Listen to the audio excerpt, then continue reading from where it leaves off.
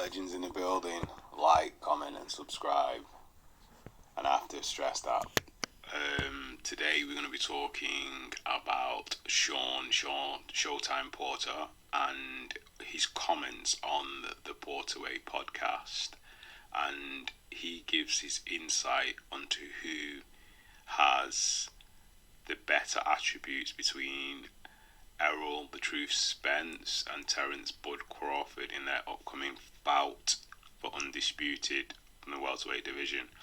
So, first off, he gives his opinion on Errol and then on Terence. So, we're going to watch this clip and then we're going to get into it.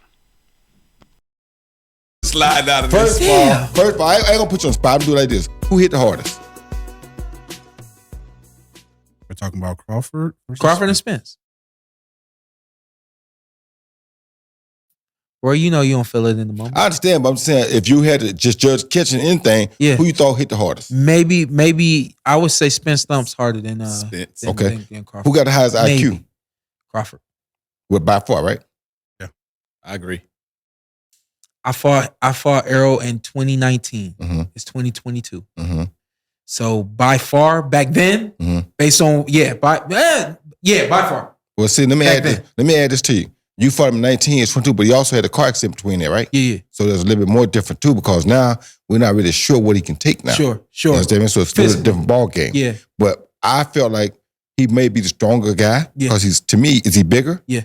Spence? Yeah. That's what I thought. Yeah, too. he's bigger. That's what I thought. Bigger. So those are the things that kind of not by much, but he's bigger. But those are the things that I have to factor in when I'm talking about the fight, because I feel like Crawford has the better IQ. He does. And he has the better early round advantage. Yeah. But if he don't damage Spence before round 6 or round 7, Spence gonna have that pressure pot gonna come alive. Yeah. And he gonna be a problem late. Yeah. But it's gonna be Crawford's best ability to try to debilitate him early. So in that clip there, we see that he gives his honest opinion on Errol Spence's strength, his size, his durability, and obviously as the rounds probably progress, Spence will come into the fight more because he will use his stalking ability to pressure Bud and try and close the ring down and go for the knockout by wearing him down.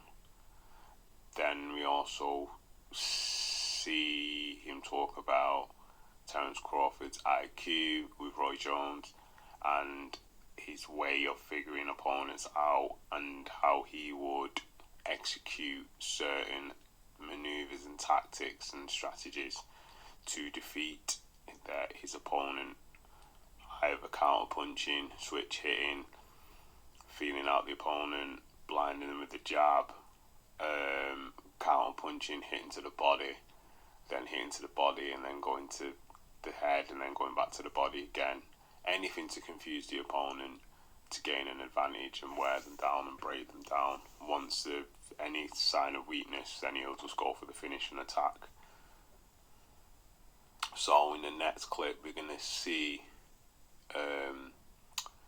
Shawn give his opinion on if he had to bet, who would he put his money on, based off obviously his experience with both fighters and having fought both of them. So he knows whose strength, whose attributes, who just has that little bit more to push, and in his world level experience, who he thinks he would put his money on, and if he had to bet. Go in the fight. Back to that. Back to that. And he's serious too. And somebody texted me the other day. I said, yeah, I feel the same way. If I had to bet my life on it, if I had to put money on it, a lot of money on it, put my money on Terence Crawford. Okay. That's all I want to know. Yeah. What you got, OG? Keep it short. I'm going with the man that been in there. He know better than any of us because he been in both of them. You got Spence? If he said that, I'm going where he going. He fought both of them. Listen. I love the fact that they are fighting. Mm-hmm. I'm more enthused with that than to worry about who gonna win the fight.